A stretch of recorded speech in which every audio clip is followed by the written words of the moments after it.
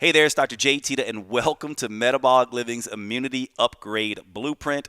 I'm going to be your instructor for this immune education, and this is your first lesson, and I'm so happy that you're here.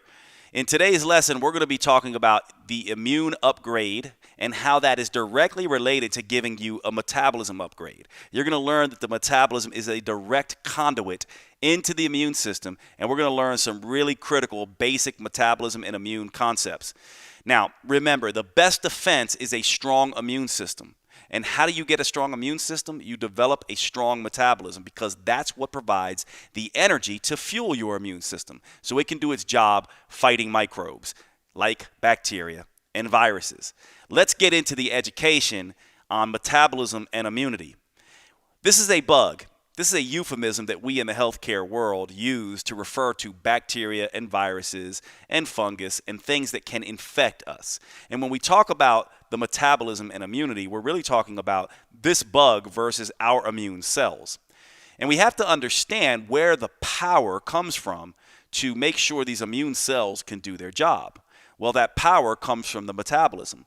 The metabolism is like the Energizer Bunny battery of the immune system. In fact, we have a term that we use in science called psycho-neuro-endocrine immune system.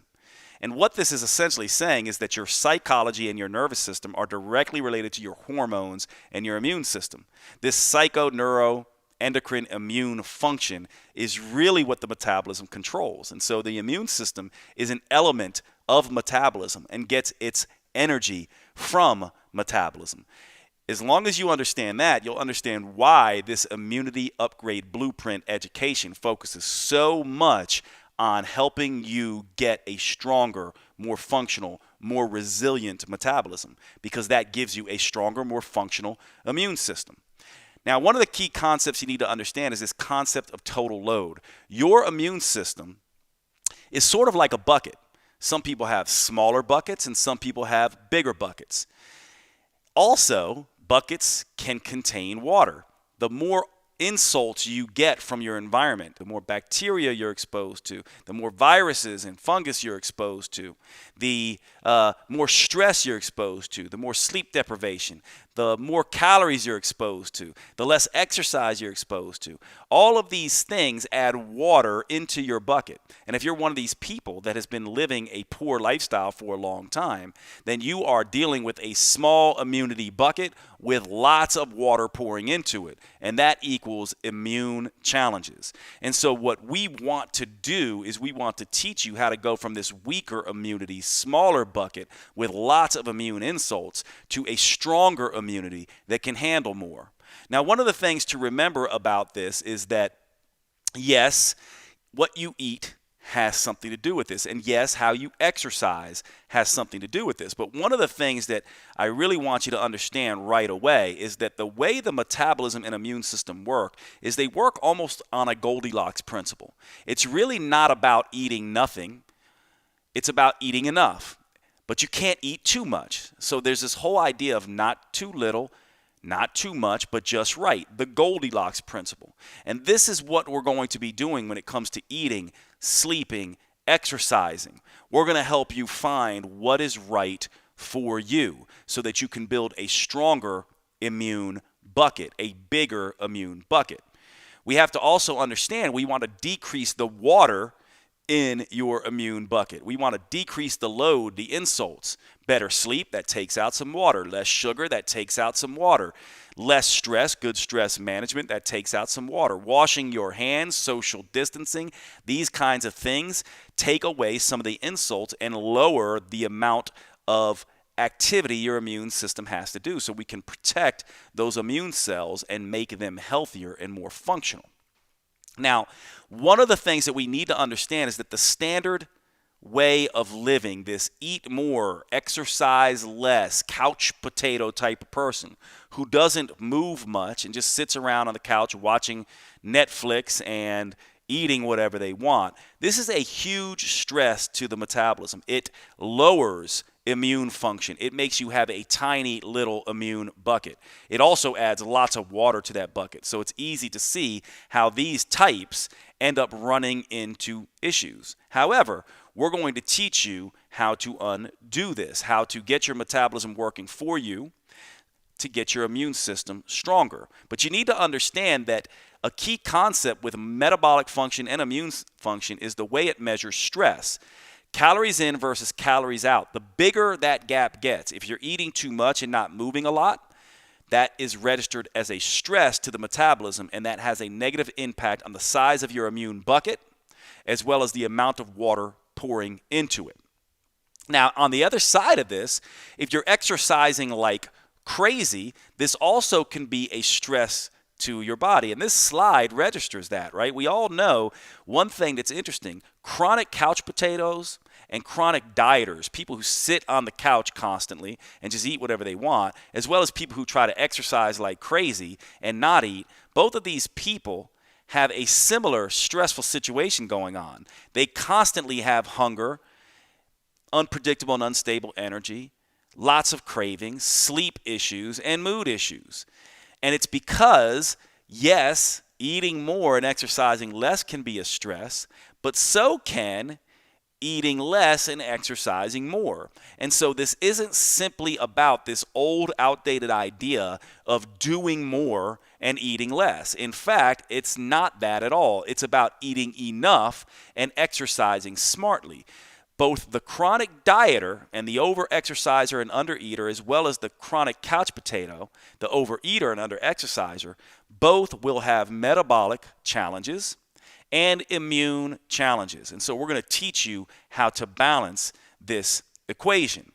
Now, obviously, if you've been doing this thing where you're dieting too much and or couch potatoing too much, you need to understand that we have got to begin to stop that. It's not going to happen all in one day, but we have 30 days to begin to correct some of this and get your immune system and your metabolism upgraded. Now, here's the interesting thing about this. Just to repeat about this concept of total load. If you are stressing out your system with too little food or too much exercise or too little exercise, and you're being exposed to an infectious agent out there in the world, you are going to be more prone to getting that infectious agent. You can have immune issues.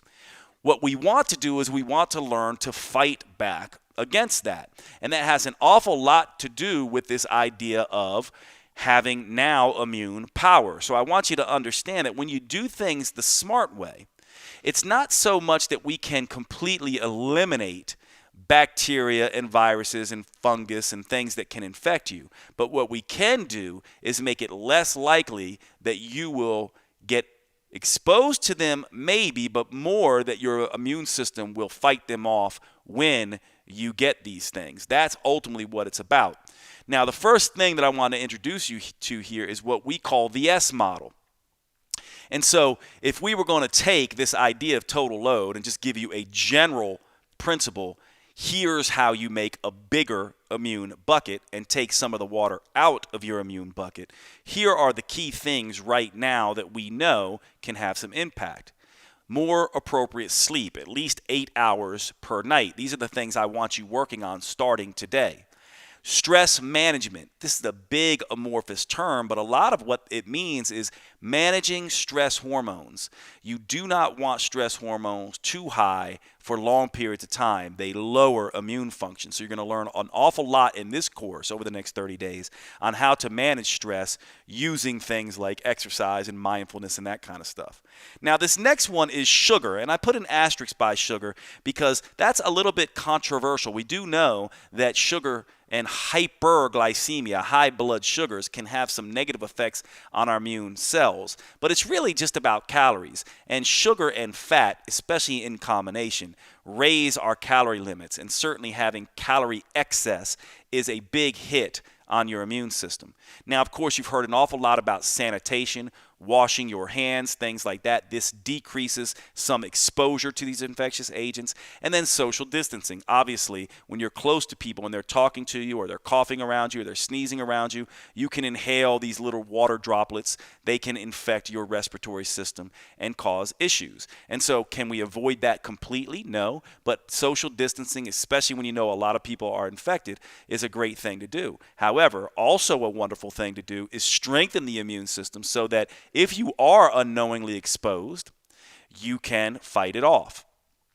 The idea here that is going to be repeated over and over again in the next 30 days is that it's really about not doing too much, not doing too little, but finding that Goldilocks just right point when it comes to exercise, when it comes to eating, when it comes to stress management. This is going to be critical, and it's going to be different for every single person, and you're going to learn how to individualize this for yourself as we go forward. I just want you to understand that the old idea of doing as much exercise as you can or decreasing calories as much as possible is not healthy or functional or smart for the metabolism or the immune system, and you need to get that old model out of your head. What we want to do is we want to eat enough but not too much. We want foods that are calorie sparse but nutrient dense.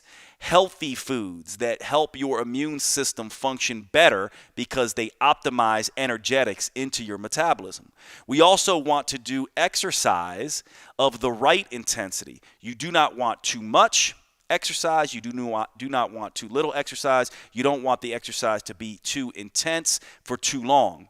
We also want to be able to rest, recover, and regenerate. One of the things about stress hormones is that when they are in high amounts for long periods of time, they can work against the immune system. However, when you are exercising, you actually can exercise in a way to release human growth hormone and testosterone and adrenaline and other hormones that work with cortisol. When cortisol is socializing with insulin, as it would be if you're overeating couch potato, that is horrible for the immune system. However, if cortisol is socializing with human growth hormone and testosterone and adrenaline, as it is with the right type of exercise, that is a wonderful thing for your immune system. Likewise, when you are not exercising, you should be trying to lower stress hormones through relaxing, restorative activities. These are all the things that you're going to learn in terms of the immune system. It's very, very important.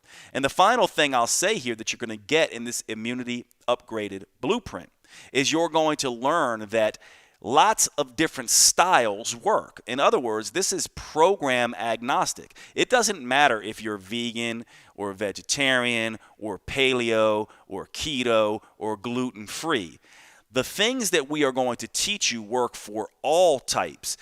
Not only that, it's super important that you listen to your body, your physiology, your psychology, your personal preferences, and the practical application of your life. And so we're going to teach you how to do that. In other words, we here at Metabolic Living are not about taking you and forcing you into what we think is right. What we are going to do is teach you how to take any lifestyle, your physiology, your unique nature, your unique psychology, what you like and don't like, and your unique lifestyle situation, and teach you how to apply these smart metabolic immune concepts to your life. So here are the key takeaways for this first lecture and what's to come. The metabolism is the battery of the immune system. If you can control your total load, you can give yourself a big, robust immune system and also work on taking away some of the infectious determinants like too much stress or exposure to toxins or exposures to infectious agents or too many calories or too little calories or too much exercise or too little exercise. In other words, we're really working on this beginning concept of not too much, not too little, but just right. We need to find the Goldilocks zone to individualize this specifically for you. And today your take home is remember these S's. It's really all about these S's: sleep, stress management, sugar calorie management, social distancing, and sanitation as the big places to start. Now we're going to add an awful lot onto that, but this is what I want you to focus on for now. Thanks for watching today's episode. Remember, there's still time to join and access all the materials. All you need to do is go over to metabolicliving.com. At that site, we have free immune strengthening workouts, meal plans, and recipes for you. It doesn't matter if you're paleo, keto, vegan, vegetarian, you name it. If you've enjoyed this lecture and to get future lectures and to get your friends and family involved, please share this. And don't forget to follow us at Metabolic Living on all the socials, YouTube, Facebook, Instagram. Remember, we're all in this together. It's all about boosting your metabolism, strengthening your immune system, and flattening the curve together. And I will see you tomorrow.